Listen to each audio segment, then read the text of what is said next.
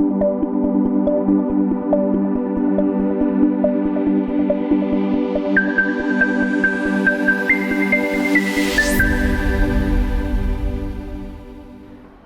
halo Sobat Setepat. Kali ini kita akan berbincang dan berbagi tips berkendara jarak jauh yang aman dan nyaman. Nah, siang ini saya kedatangan tamu dari Setepat. Beliau adalah pakar ahli teknikal di Setepat. Selamat siang Pak Indro, bagaimana kabarnya hari ini Pak? Alhamdulillah. Pasti semangat ya Pak ya, walaupun sedang berpuasa, luar biasa Pak Indro. Nah, Pak Indro ini kan sebagai pakar teknikal di Setepat nih ya. Boleh sharing nggak Pak tips-tips berkendara dan cara merawat motor kita agar bisa digunakan dengan aman dan nyaman ketika berkendara jarak jauh? Oke, yang pertama adalah ada beberapa, di sini ada 3 poin. Di bagian engine, kemudian di bagian brake, dan di bagian elektriknya. Kalau di bagian engine, contohnya kita perlu cek untuk periodik penggantian olinya, seperti itu. Bahkan kalau yang di bagian engine pun juga perlu, walau seperti matic, dicek juga di bagian CVT-nya. Untuk engine kita perlu pakaikan oli dan CVT kan? Untuk pemilihan oli yang baik itu yang seperti apa? Oke, kalau mengenai pemilihan oli, yang pertama adalah speknya sesuai dengan spek yang direkomendasi oleh Kamerikat. Ya, jadi mau merek olinya apa aja, yang penting adalah speknya sama yang disesuaikan dengan yang diberikan oleh Kamerikat. Itu. Kalau untuk CVT-nya yang perlu diperhatikan ya. Kalau yang CVT-nya berarti contohnya adalah untuk di tipe-tipe matic ya. Tipe matic itu perlu dicek, perlu dibersihkan di bagian CVT baik di foli depan maupun di belakang. Pertama adalah kita cek kalau memang motor kita bersihkan, kemudian kalau memang sudah aus ataupun didampingnya bersiapin seperti itu, sehingga pada saat nanti kita gunakan perjalanan jauh, terutama ini kan lebaran B, ya kan, itu kakak B-nya aman lagi. CVT kuli ya dari kuli. Dalam CVT itu kan ada V-belt juga ya Pak ya. Kalau untuk otomatis ya betul. V-belt itu periodik untuk penggantian itu saat kondisi V-belt sudah seperti apa? Ya, jadi memang ada beberapa pabrikan itu mempunyai periodik penggantiannya, penggantian untuk V-belt. Namun kalau memang dirasakan oleh konsumen posisi berkendara ada keluhan-keluhan di bagian CVT, ya perlu dicek, perlu diservis.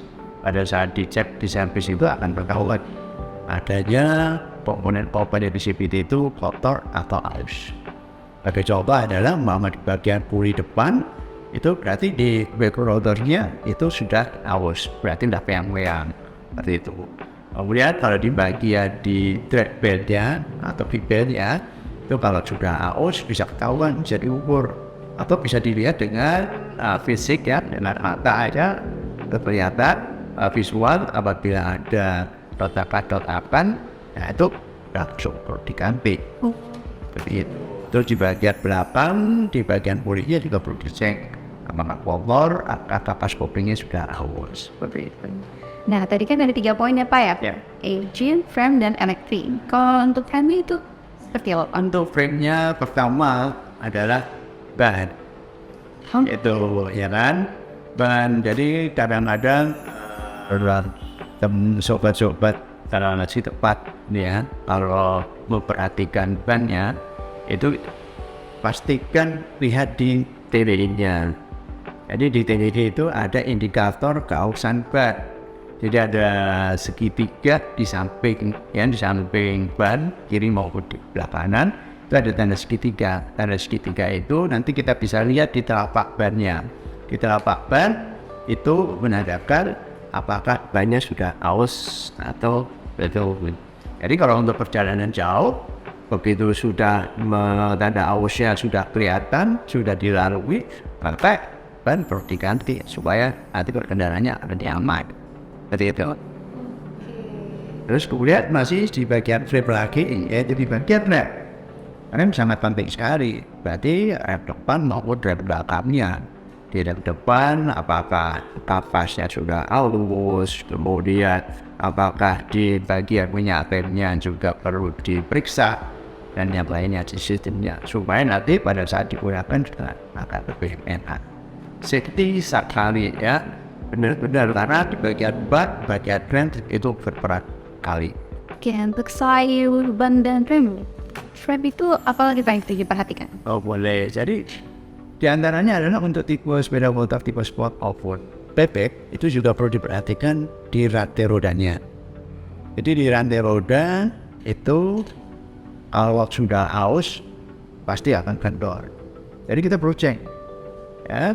Di sini kalau mau sampai aus perlu kita setel ya, atau kita ganti seperti itu. Jadi cek dulu, cek apakah perlu diganti ya. Kalaupun diganti rantai di rantai roda, itu kita perlu gantinya 1 set, yaitu di gear belakang maupun gear depannya, sekaligus sama rantainya. Jadi jangan cuma satu bagian aja, rantainya yang baru tapi gearnya nggak baru, itu salah. Dan atau sebaliknya, gearnya yang baru tapi rantainya nggak baru, itu salah. Jadi ini kalau nanti ya dua-duanya ada itu single and gear. Well, Pak, ini nggak hal penting nih, Pak. Saya juga pernah mengalami welcome mendapat dari informasi dari bengkel terdekat itu businya bermasalah. Ada untuk mengecek busi apakah itu masih bisa digunakan atau tidak, itu seperti apa ya Pak? Ya, jadi kalau busi masih nanti kategorinya pada saat pemeriksaan engine sekalian, ya kan? Pada saat kita pemeriksaan engine kita perlu memeriksa kondisi busi. Ya, busi kondisi yang baik dan tidak perlu dilepas terbongkar dari keterangan. Nah, jadi begitu dicek posisinya, lihat secara fisik bisa, kemudian diukur secara kerenanannya, dan dipastikan kondisinya busi masih layak dipakai atau tidak. Kalau enggak ya harus diganti seperti itu. Kalau untuk filter itu gimana tuh Pak? Ya, filter tidak alat penting, kemudian penting sekali juga. Filter dikategorikan masuk di bagian sistem bahan bakar. Ya, sistem bahan bakar. Jadi kalau memang pada saat kita melakukan pengecekan, filter kita kontrolnya itu. Karena di bagian filter ini nantinya akan mempengaruhi performance juga, performance sepeda motornya. Misalnya filternya nanti kotor sekali, itu bisa mengakibatkan palingnya bisa sampai berubah, atau bisa jadi boros bahan-bahan gantian, karena di sistem pembakarnya kurang support dan nanti kan bisa kacil saja. Seperti itu ya, kalau filter kotor pun bisa berpengaruh sama bahan bakar itu. Bisa, betul. Oke, ini baru engine dan frame itu sudah banyak banget nih Pak yang perlu kita ketahui, yang kita sharing ke sobat tepat semua di rumah. Nah, untuk selanjutnya poin ketiga tadi sempat menyebut elektrik ya Pak. Betul. Ya, karena yang elektrik pertama itu karena kita sudah engine-nya bagus, sudah dicek, kemudian ban di bagian rantak juga sudah dicek. Namun pencahayaan di sepeda motornya tidak diperhatikan. Ya, di sistem kelistrikannya diperhatikan, terutama adalah pencahayaan. Khawatirnya digunakan di jarak jauh, kondisi malam hari. Jangan pastikan pencahayaan lampu depan maupun belakang, sen kanan dan kiri, klakson itu semuanya berfungsi dengan baik. Seperti itu. Berarti memang benar-benar harus dicek ya Pak ya? Ya, Pak, betul seperti itu.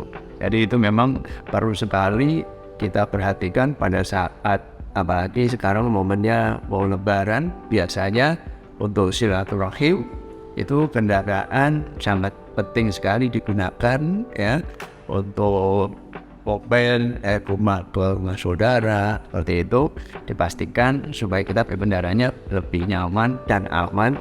Pastikan untuk dicek untuk diservis seperti itu. Terima kasih Pak Indro atas saran-sarannya dalam rawat kendaraan dengan baik.